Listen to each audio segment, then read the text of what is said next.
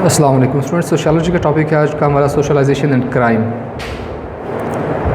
तो सोशलाइजेशन हम पहले पढ़ चुके हैं, इसके बारे में बताया था आपको कि क्या होता है इसका, कि इंटरेक्शन है सोसाइटी में। आप जब इंटरेक्ट करते हो, कोई प्रोसेस जब स्टार्ट होता है आपके इंटरेक्शन का, रेसिप्रोकल रिस्पॉन्स आता है, तो आप एक सोशलाइजेशन प्रोसेस का एक हिस्सा बन रहे होते हैं। तो इस तरह एक सोशलाइजेशन का प्रोसेस है वो डेवलप होता है। तो अब जो क्राइम है, इस क्राइम का क्या ताल्लुक़ है सोशलाइजेशन के साथ, ये किस हद तक इफेक्ट करती है इस चीज़ को। जस्ट इसमें अगर हम इसके टाइप्स को देखें, टाइप्स ऑफ सोशलाइजेशन के, तो इसमें एक प्राइमरी है और एक सेकेंडरी है। प्राइमरी में क्या होता है आपका, इसमें सबसे पहला जो आपका जो एक डोमेस्टिक इन्फ्लुएंस आपके ऊपर होता है, ठीक है, आपकी जो एक फैमिली आपके ऊपर जो इन्फ्लुएंस डालती है, उससे जो आप लर्न करते हैं, ठीक है, उस प्रोसेस में जो एक लाइफ में आप होम लाइफ में आप एक ज़िंदगी गुजार रहे होते हो, तो उसमें जो आप लर्न कर रहे होते हो मतलब सोशलाइजेशन प्रोसेस के तहत, तो उसको प्राइमरी सोशलाइजेशन कहते हैं। और एक है सेकेंडरी सोशलाइजेशन। इसमें क्या होता है, इसमें आपकी जो सेकेंडरी सोशलाइजेशन में आपकी जो एजुकेशनल आपका जो एक मतलब आपका एक बाहर का जो एक ताल्लुक़ होता है, आपका एक रिलेशन होता है आपका सोसाइटी के साथ, एजुकेशन है, आपके ग्रुप्स हैं, आपके नेबरहुड ग्रुप्स में आपके साथ जो आपके ऊपर जो इन्फ्लुएंस आता है, जहाँ से आप लर्न करते हैं, तो उसको उस सारे प्रोसेस को सेकेंडरी सोशलाइजेशन कहते हैं। तो ये दो टाइप्स हैं इसकी। तो इसका जो डोमिनेंट वे ऑफ लर्निंग है, इसको जो सोशियोलॉजिस्ट हैं, तो बहुत सारे तो प्रोमिनेंट सोशियोलॉजिस्ट भी इसको जो कहते हैं कि डोमिनेंट वे है सीखने का एक बहुत ही अहम और ये आंसर है। इससे आप सीखता है इंसान। इससे अगर आप कुछ सीखना चाहते हैं ज़िंदगी में, तो उस प्रोसेस के तहत ही इंसान सीखता है, जो प्रोसेस है सोशलाइजेशन का। अच्छा, इसमें आप क्या करते हैं कि इसमें डिफरेंट बाउंड्रीज़ हम स्केच की होती है ना। जिस तरह हमारे हम जब घर के प्रोसेस में होता है, जब बच्चा घर से सीख रहा होता है, तो एक घर के माहौल में रह रहा होता है, उसकी बाउंड्री घर तक होती है। जब वो बाहर जाता है, स्कूल एजुकेशन सेक्टर में जाता है, एजुकेशन हासिल करने के लिए बाहर निकलता है, या अपने डिफरेंट जो एक उसके एस्पेक्ट्स हैं लाइफ के, जिनको फुलफिल करने के लिए वो जब बाहर निकलता है, तो क्या होता है कि उसमें हर उसकी एक बाउंड्री होती है, उसमें कन्फाइंड होता है, ठीक है। लेकिन इसमें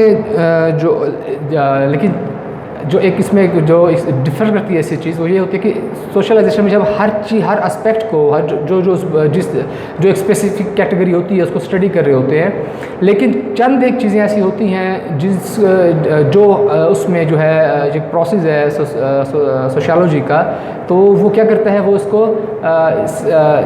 स्टडी नहीं करता। वो बायोलॉजिकल एस्पेक्ट आता है उसमें, हमारी लाइफ का जो बायोलॉजिकल एस्पेक्ट है, जिसमें आपके जीन्स हैं, ठीक है, जीन्स से रिलेटेड जो आपके मैटर्स हैं, ठीक है, ये चीज़ें जो होती हैं, ये इस बायोलॉजी इस चीज़ को स्टडी करती है। और आपकी नेचर हो गई आपका, ठीक है, इसकी आपकी उस जो नेचर है, जो आपके बिहेवियर को, आपके एटीट्यूड को जो एक अर्ज करती है, उसको बनाने के लिए जो आपके उस एटीट्यूड को, एक आपकी नेचर होती है जो आपको आप में एक तब्दीली पैदा करती है ना, तो वो जो नेचर है या जो उस जीन्स है, उसको स्टडी बायोलॉजी करती है। तो उस एस्पेक्ट से हट के बाकी हर चीज़ जो आपकी लाइफ की होती है, उसको सोशियोलॉजी स्टडी करती है। तो इसीलिए इसको डोमिनेंट वे कहा जाता है लर्निंग के लिए। आप लर्निंग किस चीज़ की होती है? लर्निंग ये होती है कि हमने सोसाइटी को, इंडिविजुअल को लर्न करना है, तो उसकी पर्सनैलिटी को लर्न करना है, ठीक है। साथ साथ क्या होता है, आप इंडिविजुअल्स जब मिलते हैं आपस में, तो ग्रुप्स बनते हैं, ग्रुप्स मिलकर सोसाइटी बनती है। तो ग्रुप्स को, सोसाइटी को स्टडी करने के लिए, उनको लर्न करने के लिए, उसे सीखने के लिए, ठीक है, आप क्या करते हो, ये एक बहुत ही अहम प्रोसेस है सीखने का। अच्छा, इसके जो साइकोलॉजिकल आइडियाज़ इससे ड्रा किए गए हैं, जिसमें सबसे पहले जो हमने प्राइमरी बताया आपको और सेकेंडरी बताया। तो प्राइमरी में क्या था, फैमिली होता है। सेकेंडरी में आपकी एजुकेशन, आपका जो आउटर एटमॉस्फेयर होता है, वो जो एनवायरनमेंट होता है बाहर का, ठीक है। तो उसमें जो आप सीखते हैं, आपकी जो साइकोलॉजिकल आइडियाज़ आप परसीव करते हैं, सीखते हैं, बनाते हैं, परसेप्शन आप अपने हर चीज़ के मुताबिक बनाते हैं।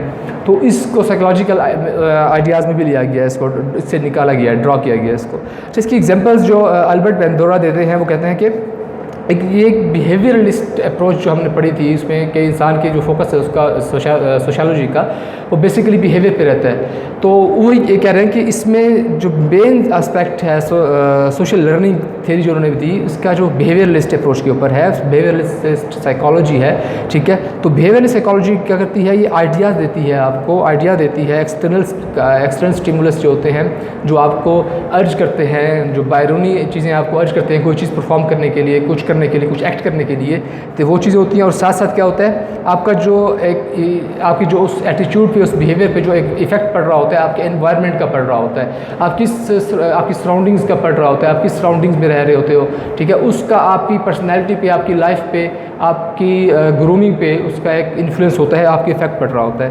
तो सोशल लर्निंग थ्योरी जो दी एल्बर्ट बेंडोरा ने दी, ठीक है, तो इसके जो रेलिवेंट केसेस उन्होंने एक दिया उसके इस थ्योरी के अकॉर्डिंग वो है कि जेम्स बल्ज केस। अब जेम्स बल्ज केस में क्या था, इसमें जो जॉन वेरिएबल्स होते हैं उनके रॉबर्ट थॉम्पसन, रॉबर्ट जो है फादर होते हैं, ठीक है, वो अपनी वाइफ को जिसको हम आजकल स्टडी करते हैं डोमेस्टिक वायलेंस का वो शिकार होते हैं ना, उसकी वाइफ, तो डोमेस्टिक वायलेंस करते हैं अपनी वाइफ के ऊपर, उनको मारना पीटना एब्यूज़ करना।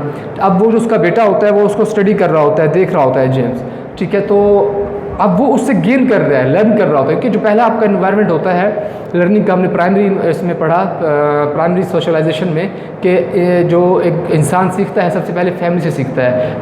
हम रोज़मर्रा ज़िंदगी में भी एक अल्फाज कह जाते हैं कि आदतें बताती हैं नस्लों का पता। एक हम कहते हैं ना कि आपकी खसलतें होती हैं, जो आदतें होती हैं, आप जो है आपकी ग्रूमिंग के बारे में आपको बताती हैं, लोगों को आगाही देती हैं। जिस तरह किसी ने कहा था कि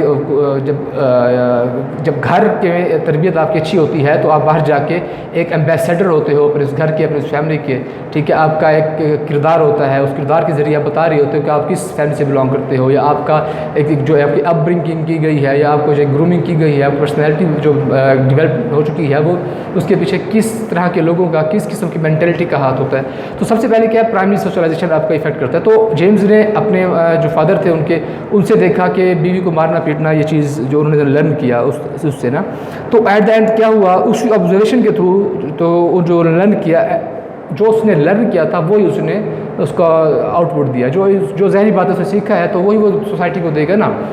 तो इसलिए जो बिहेवियर है आपका, सबसे जो इसका इफ़ेक्ट पड़ता है सबसे पहले बिहेवियर के ऊपर आपका, वो आपकी फैमिली के थ्रू पड़ता है। अगर आपकी फैमिली में अच्छी एनवायरनमेंट रहा, आपको मुयसर रहा, तो आपकी जो एक जहनीत है, आपकी मेंटेलिटी है, सोच है, थॉट्स हैं, आपकी बिहेवियर, एटीट्यूड आपका, सब कुछ आपका जो है एक बहुत ही खूबसूरत अंदाज में तश्कील पाता है। अच्छा, इसके अलावा इसकी जो नेक्स्ट पॉइंट है वो है कि इफ़ेक्ट्स क्या हैं इसके सोशल क्लास के ऊपर, इसके और एजुकेशन के, तो क्रिमिनलिटी के ऊपर।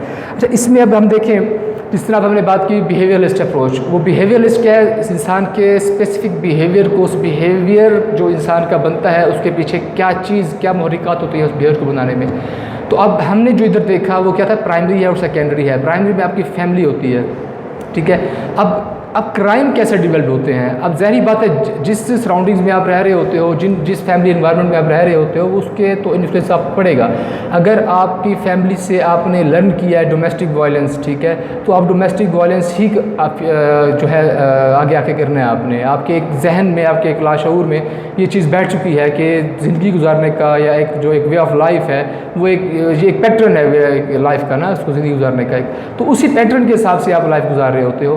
तो इस चीज़ का जो है फिर क्या होता है, क्रिमिनल मेंटालिटी आपकी डेवलप होती है उस शख्स की जो इस तरह के इन्वायरमेंट में रह रहा होता है। इसके अलावा साथ फिर फर्दर अगर आपकी जो नेबरहुड ग्रुप्स हैं आपके, ठीक है, इसके अलावा आपके जो साथ साथ स्कूल एजुकेशन आपने ली, स्कूल एजुकेशन में आपके जो कोलीग्स, आपके जो फ्रेंड्स हुए आपके साथ जिन्होंने कुछ सीखा, ठीक है, आपकी वो जो टीचर्स थे, आपको उस तरह के टीचर्स मुयसर नहीं है। ज़ाहिर बात है जिस लोकेलिटी में आप रह रहे हो तो वो लोकेलिटी बड़ा मैटर करती है, उस लोकेलिटी के अकॉर्डिंग स्कूल होंगे, ठीक है, वो स्कूल जो है उसी की जो उसमें जो टीचर्स होंगे वो भी उसी लोकेलिटी के होंगे। तो ज़ाहिर बात है उस लोकेलिटी की जो मेंटालिटी होगी वही फीड होगा आपको, वही थॉट्स, ठीक है, वही जो है आपको रिबेलियस थॉट्स आप में आएंगी, जिस तरह की थॉट्स आपको फीड की जाएंगी। तो वो थॉट्स क्या करती हैं आप में, आपकी एक जो क्रिमिनलिटी होती है, क्रिमिनल एटीट्यूड आपका जो बिहेवियर है उसको डेवलप करती हैं।